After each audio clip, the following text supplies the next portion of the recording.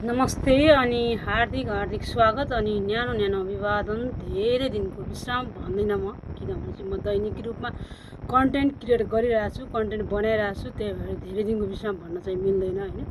दैनिकी कुनै न कुनै फरक विषयवस्तुहरूमा मैले कन्टेन्ट क्रिएट गरिरहेको भएर दैनिकी रूपमा मैले नयाँ केही आफ्नो मनमा बिजेका कुराहरूलाई चाहिँ मैले अप्रत्यक्ष रूपमा कसैको जीवनमा ठेस नजाने हिसाबले मैले कन्टेन्ट बनाइरहेको छु।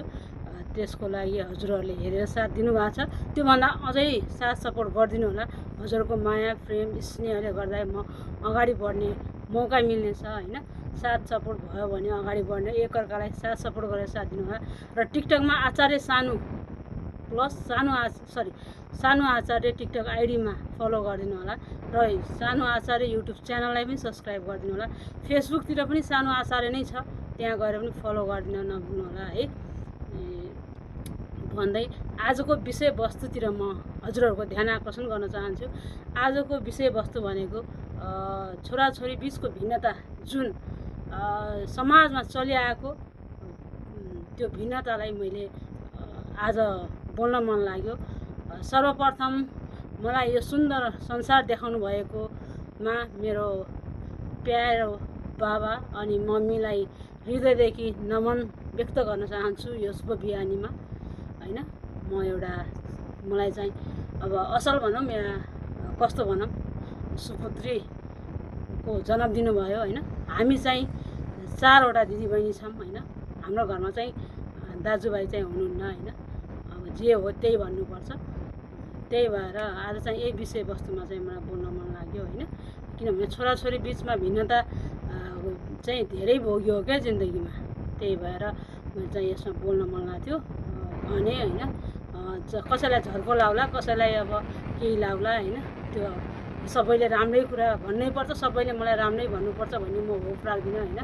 किनभने आफ्नो नजरिया हो, आफ्नो आफ्नो दृष्टिकोण हो। जसले जस्तो रूपमा हेर्न सक्छ त्यस्तै हेर्ने हो र सुन्ने हो, त्यस्तै लिने हो हैन। डिपेन्ड अपन थिङ्किङ भन्छ क्यारे हैन। अनि हाम्रो परिवारमा 4जना दिदीबहिनी छौँ। म चाहिँ कनिष्ठ सुपुत्री मेरो बाबा मम्मीको। हाल अहिले म यहीँ बसिरहेको छु। म नवलपुरमै बाबा मम्मीको सेवामा संलग्न छु नै हैन। र यो विषयमा म बोल्न चाहन्छु कि जुन हाम्रो परिवार त नभनौँ, समाजमा चलिआएको घटना हो यो। कस्तो समाजमा हामी हुर्किरहेछौँ भन्दाखेरि छोरो पाउँदा खसी र छोरी पाउँदा फर्सी भन्ने जमानामा हुर्किएको मान्छे हो कि समाजमा हुर्किएको हामी मान्छे हैन।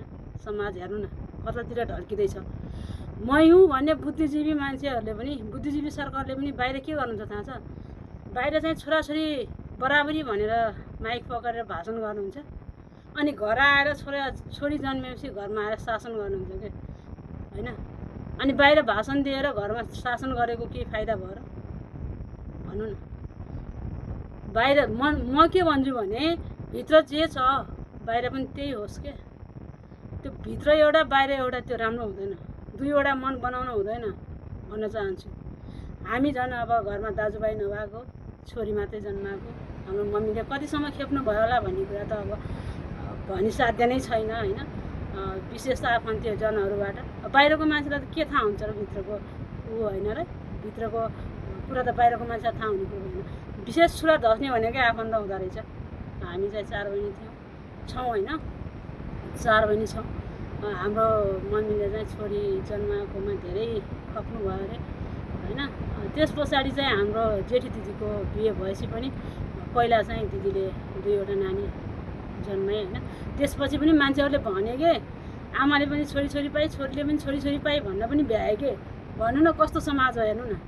कि आफूले बनाएर हुने हो र भने के मान्छेको सोचाइ हेर्नु त। अनि त्यस पछाडि 2वटी नानी पछाडि बाबु भएको हो। सर्वप्रथम त हाम्रो घरमा नाति देखाउने हाम्रो माइली दिदी हो होइन। लगभग 2064 साल असार 4 गते हो हाम्रो माइली दिदीको कोखबाट सुपुत्र जन्म्यो। त्यस पछाडि कर्मिक रूपमा साइली जेठी सबैको भयो। मेरो चाहिँ छैन केही पनि नै। जीवनमा भएछ भने हे भगवान् मेरो कोखबाट पनि सुपुत्रै जन्माइदेऊ भनेको छु मैले। किनभने त्यो छोरीले खप्नु पर्ने पीडा खप्न नपरोस् होइन। कहीँ गए पनि त्यो आफूलाई चिसो पस्ने क्या। कसैले छोरी भन्ने केही हुन्छ नि त। त्यो भन्न त आफूलाई भनेको हुँदैन, तैपनि त्यो आफूलाई भने जस्तै फिल हुँदो रहेछ क्या। भनेपछि अब यस्तै हो जिन्दगानी होइन। त्यही कोखमा जन्मेको छोरा चाहिँ हाई हाई हुने र छोरा जन्मिँदा चाहिँ पाती साती दुध भुसु बोलाउने रे, छोरी जन्मेपछि चाहिँ केही छैन।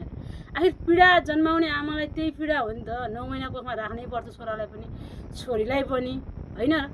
तर फरक किन यति धेरै? मर्दा टुप्पी काट्ने छोरो चाहियो अरे क्या। हेर्नु न कस्तो सोच है। त्यो छोरीले गर्दा के हुन्छ र भनिन्छ नि। अचेल त फेरि धेरै परिवर्तन भएको छ, तर पहिलेको परिप्रेक्ष्यमा हेर्दाखेरि चाहिँ एकदमै अप एन्ड डाउन छ क्या सोचाइ। त्यही भएर मलाई कति चित्त बुझ्दैन। आफ्नै आफन्तीहरूले हामीलाई चाचावटा छोरी छ के छ अब कुराहरूमा हेपेका हुन् होइन।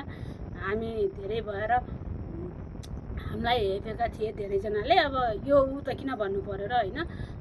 अब ठिकै छ। अब अरूले मान्छेले हेपेर केही पनि हुँदैन, मान्छेले हेला गरेर केही पनि हुँदैन। दैवले चाहिँ हेला नगरून्, भगवान्ले हेला नगरून् भन्ने अपेक्षा मेरो होइन। जसले जतिको भ्याए त्यतिकै गर्यो ठिक छ। उनीहरूले जस्तो गरे तापनि हामीहरूले चाहिँ उनीहरूलाई सदैव रेस्पेक्ट गर्छौँ, रेस्पेक्ट गरिरहेको पनि छौँ। कतिसम्म गर्नुपर्छ भन्ने फेरि यो दिमागमा पनि छ है। कहिले कतिसम्म हामीलाई गरे हो र हामीले पनि त्यसलाई कतिसम्म गर्नुपर्छ भन्ने कुरा मलाई थाहा छ। मेरो दिदीहरूले त भन्छन् केही पनि नभन्ने भन्छन्। म फेरि अलिक फरक छु क्या। म सहन सक्दिनँ क्या। म जे हो त्यो फ्याट्ट भनिहाल्छु। मलाई पनि भन्न सिक्छु कि म सहन सक्छु।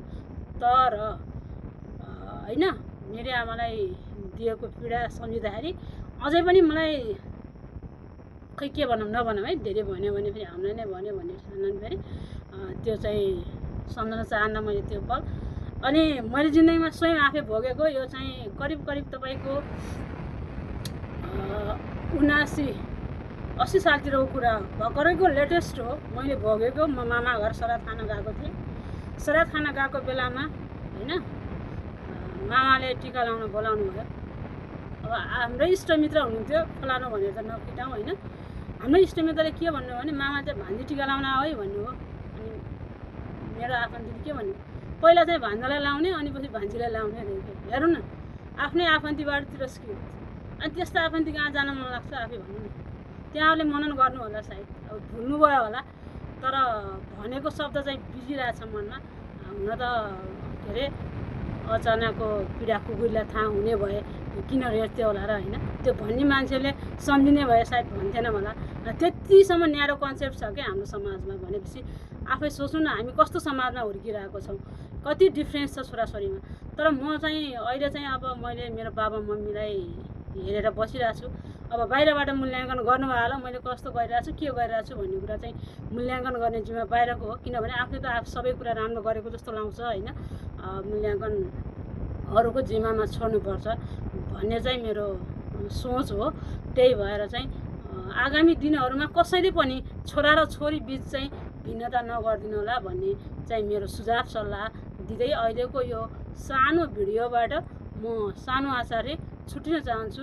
स्वस्थ मस्त रहनलाई फेरि भन्छु, छोरा र छोरी बिच भिन्नता कहिले पनि नगर्नु होला। आखिर त्यही छोरो जन्माउने पनि त नारी हो नि। तर मान्छेले त्यो कहाँ सोच्छ र होइन र। त्यति धेरै नसोच्ने भएर नै मान्छेले भिन्नता गरेको हो। त्यो नहोस् आगामी दिनहरूमा। किनभने समाज अहिले चाहिँ अलिकता फरवार्ड हुँदैछ होइन। अब फरवार्ड हुँदै गरेको समाजले चाहिँ त्यति धेरै डिफ्रेन्स चाहिँ गर्दैन होइन। त्यही भएर धेरै छोरीलाई हेला गर्न हुँदैन के। त्यही छोरो जन्माउने छोरी नै हुन्छ भनेर बुझ्न पऱ्यो नि त। खै त बुझेको।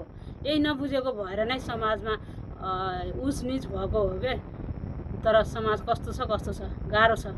धेरै पीडाहरू भोग्या भएर हे भगवान् यद्यपि सन्तानको जन्म दिने अवसर अब टाइमिङ मिल्यो भयो भने चाहिँ मेरो कोखबाट चाहिँ सुपुत्र जन्माइदिनु भन्ने चाहिँ मेरो अपेक्षा छ।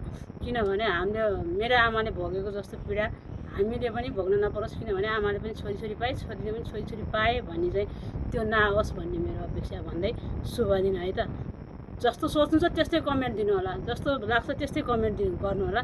किनभने मलाई ब्याड गुड कमेन्टको कुनै पनि गुनासो हुँदैन। जसले जस्तो सोच्नुहुन्छ त्यस्तै भन्नुहुन्छ है त। यति भन्दै bye bye, take care, don't make difference between son and daughter. This my advice for all है त।